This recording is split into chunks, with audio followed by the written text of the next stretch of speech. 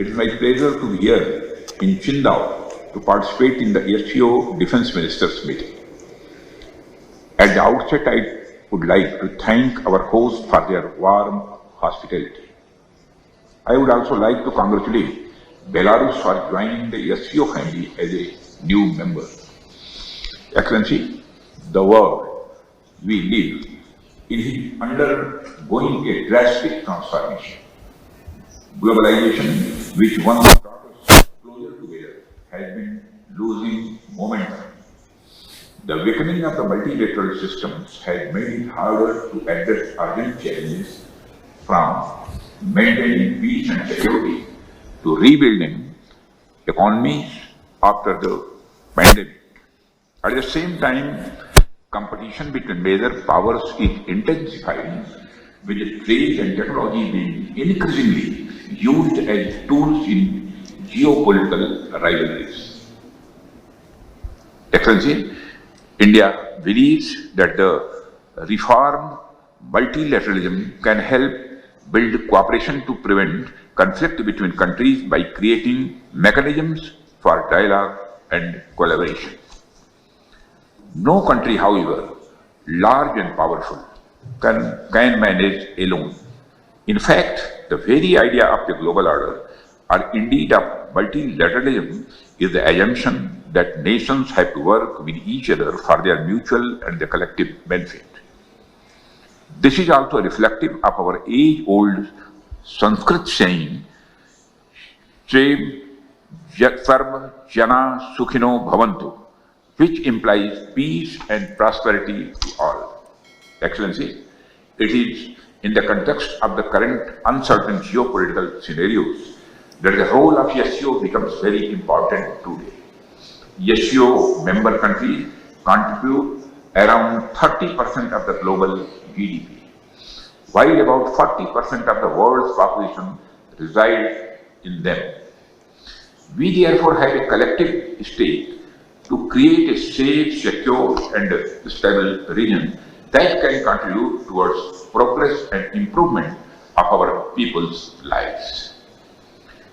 Excellency, I believe that the biggest challenges that we are facing in our region are related to peace, security and trust deficit.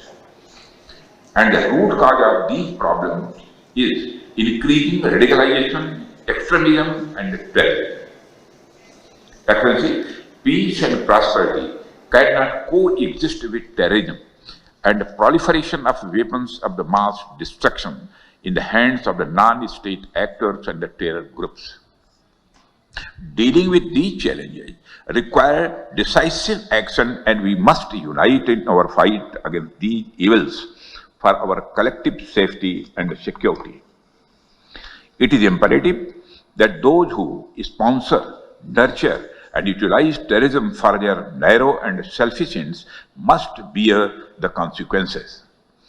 Some countries use cross-border terrorism as an instrument of policy and provide shelter to terrorists. There should be no place for such double standards. SCO should not hesitate to criticize such nations. India's zero tolerance for terrorism is manifest today through its actions. This includes our right to defend ourselves against terrorism.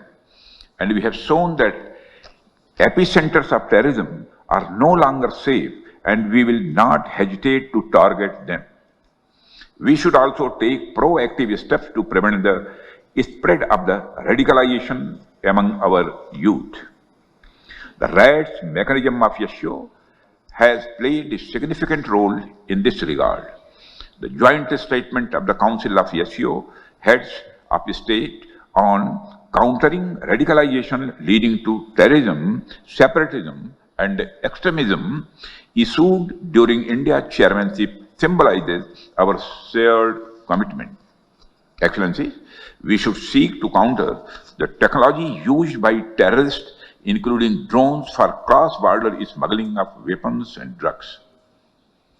In our interconnected world, traditional borders are no longer the sole barriers against threats, and instead we face an intricate web of challenges that range from translational terrorism and cyber attacks to hybrid warfare. These threats do not respect national boundaries, and they demand a unified response rooted in transparency, mutual trust, and collaboration.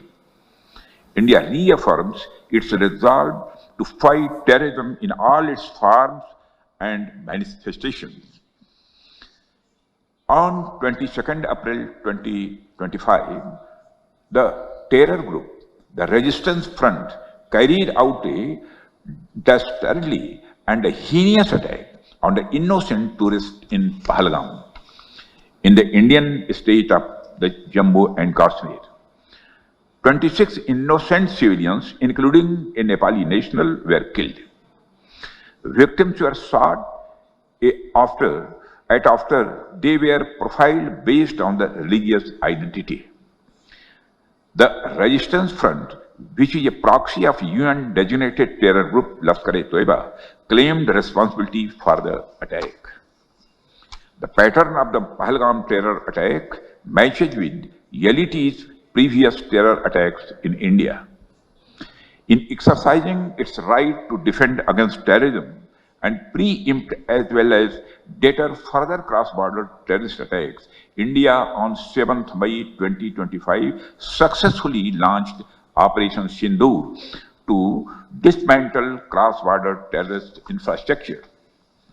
We reiterate the need to hold the perpetrators, organizers, financiers, and sponsors of reprehensible acts of terrorism, including cross-border terrorism, accountable and bring them to justice.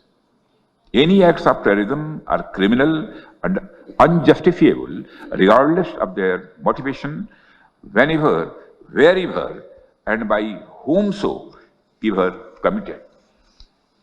SCO members must condemn this evil unequivocally. Excellency, India is committed to increasing its connectivity with the Central Asia. Better connectivity not only enhances mutual trade but also fosters mutual trust. However, in these efforts, it is essential to uphold the basic principles of the SCO Charter, particularly respecting the sovereignty and the traditional integrity of member states.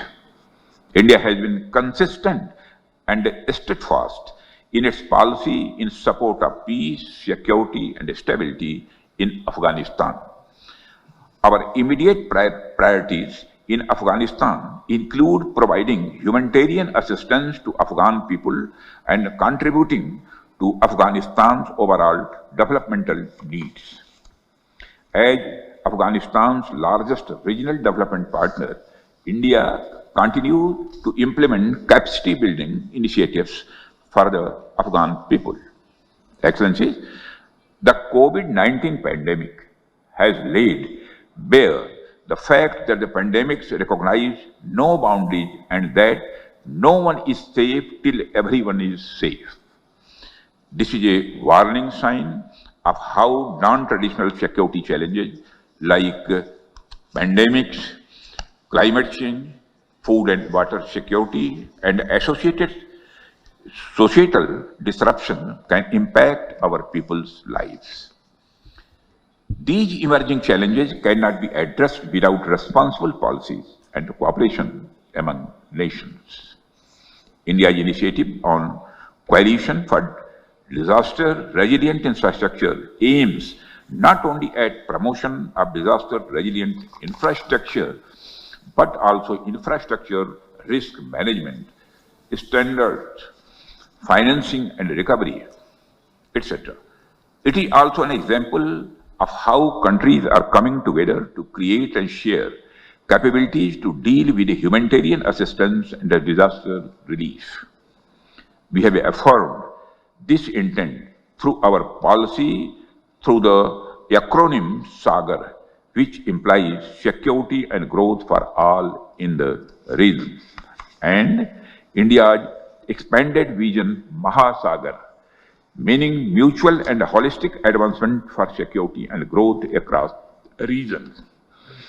Security and stability are most essential components to create a conducive environment for growth and economic development of the region. India has sought to build consensus on dealing with global challenges on the basis of motto One Earth, One Family, One Future, which is founded on our civilizational ethos of Vasudhaiva Kutumbakam. The world is one family. Mutual understanding and mutual benefit must be our guiding principles. Excellency, India supports greater cooperation and mutual trust among SCO members. We should collectively aspire to fulfill the aspirations and expectations of our people as well as tackle today's challenges. We must all be in lockstep in our endeavor in strengthening stability and security in our neighborhood. Excellency, I am optimistic that today's discussions would help us to deepen the understanding of our shared security challenges and explore new areas for future cooperation in the defense and the security field. Thank you very much, Excellency.